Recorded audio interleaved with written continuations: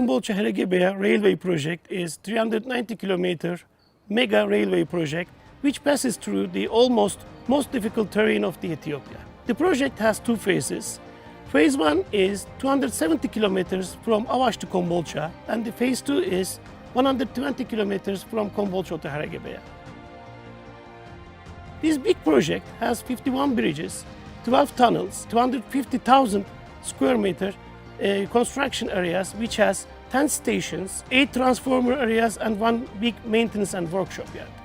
This project will be concluded with 25 million man-hour, and at the peak time we reached almost 9,000 employees.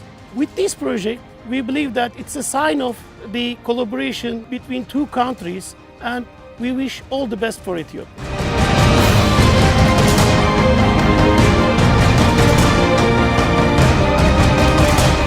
This project is very significant importance as it connects the northern and eastern part of the country.